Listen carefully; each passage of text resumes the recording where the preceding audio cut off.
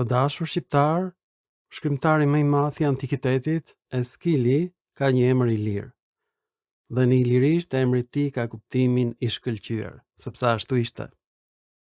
Pra këtë emër ja kanë vënë ilirët. Kjo fjalë nuk ka kuptim në greqisht, janë munduar grekët ta shpjegojnë me shekuj. Jo vetëm që kjo fjalë nuk ekziston në helenisht, nuk ka asnjë lloj toponimi në helenisht me këtë emër. Ky toponim gjendet në Bavaria, në Austri. Është një fjalë përkëdhelëse. Gjë më e tmerrshme është se këtë zbulim e ka bërë inteligjenca kompjuterike. Nuk e bënte dot njeriu një zbulim të tillë. Jam shumë i lumtur për një zbulim të tillë. Do thosha që unë jam gjeniu, unë e kam zbuluar. Pra, jam shumë i lumtur që është gjetur emri i Eskilit, ka kuptimin njeri i shkëlqyer. Kjo fjalë gjendet në gjuhën gjermanike, gjendet në gjuhën baltike, por nuk gjendet në gjuhën shqipe. Ndoshta në malsinë e madhe gjendet kjo fjalë dhe ndoshta ata e mendojnë si të huazuar nga gjuhë slave, por në fakt është toponim në Austri, në Bavari.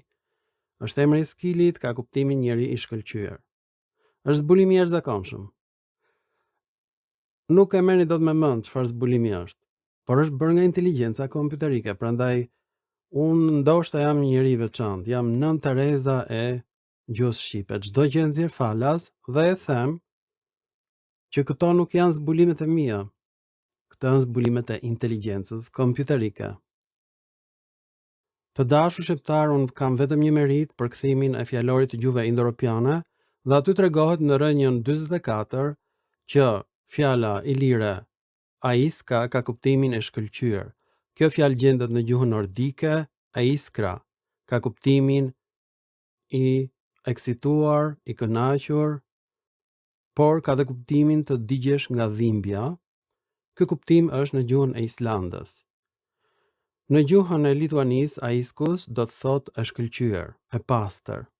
Kjo fjalë gjendet në gjuhën ruse, jaska, me kuptimin e pastër, por fjala jasochka, që të gjithë ata që dinë rusisht e kuptojnë, ka kuptimin e qartë, e pastër, por edhe yll i vogël. Në gjuhën bullgare të vjetër jasno do të thotë e qartë, e pastër. Kjo gjendet edhe në gjuhën polake jasne, do të thotë i qartë. Dhe unë e di polonishtën mirë dhe e di që fjala iskra është në polonisht do të thotë shkëndi.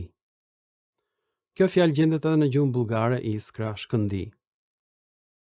Siç e shikoni, kjo gjendet si toponim në të gjitha vendet gjermanike. Madje ka hyrë edhe në gjuhët kelte. Gjendet edhe në gjuhën e Venedikut, që ishte një variant i lirë, siç e shikoni, dhe në gjuhën ilire dhe nuk gjendet në gjuhën greke. Dhe tani kjo është shtesa ime. Pastaj duke lexuar në helenisht në origjinal, gjej që emri i Eskilit është krijuar me një diminutiv në helenisht, por dhe në ilirisht. Për shembull, ky diminutiv gjendet tek emri Bardylus, është diminutiv i pastër, por gjendet edhe në gjuhën e Çamërisë. Ky diminutiv. Pra është diminutiv Arvanitas Helen Ilir. Kjo është përkthyer në anglisht me ndihmën e inteligjencës kompjuterike, e cila ka zbuluar që emri i Eskilit është emër i pastër i lirë. Gjëja më e tmerrshme është se ilirisht quhen të gjitha dialektet e tipit jonik, pra gjuha e Ilionit quhet ilirishti. Pra, greqishtja sotme është mbështetur mbi dialektin jonik, dialektin ilir. Kjo është e frikshme. Kaq e lidhur është helenishtja me ilirishtën të dashur shqiptar dhe kjo ju ka shpëtuar të gjithëve. Këtë fjalë ka zbuluar Krahe, Kreshmer, Pokorne, gjuhëtarët më të mëdhenj të botës.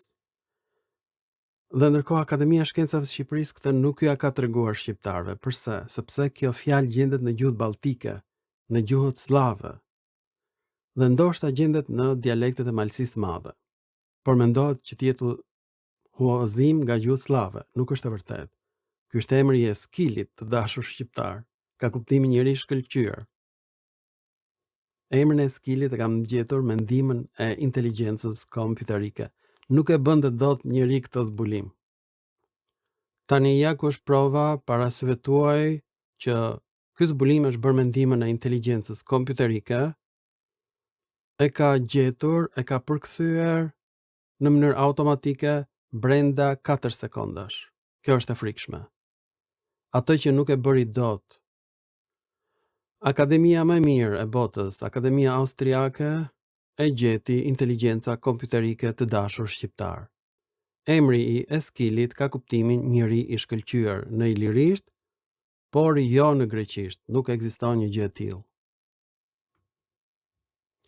Ajo që i shpëtoi Joklit, Majrit, Pedersenit, Krahes, Kreshmer, ishte kjo. Në fjalorin e Hezikusit të Aleksandris, dialekti jonik quhet ilirishti. Është gjuha e Ilionit. Gjuha e Homerit quhet ilirishti. Kjo është ilirishtja. Është degëzimi i greqishtes. Por greqishtja që flitet sot është varianti i Atikës, dhe atje nuk shpjegohet dot emri i Eskillit. Ka kuptimin njëri i shkëlqyer në ilirisht, dialekti jonik, dialekti i Homerit, i folur në Azinë e vogël. Por edhe shqipja ngjan shumë me dialektin pontik, të folur në detin e zi të dashur shqiptar. Këto janë zbulimet e mia të jashtëzakonshme. Për shembull, myga i thon mizës në detin pontik, kjo bë myza në gjuhën e Cakonjas, miza në gjuhën shqipe, mizon, është ajo bora që bie shumë si mizat, dhe kjo është diminutivi shqipes, fjalë përkëdhelëse. Uj i vata në gjuhën e Cakonjas është ujete në gjuhën e shqiptarve, pasardhësve të ilirëve.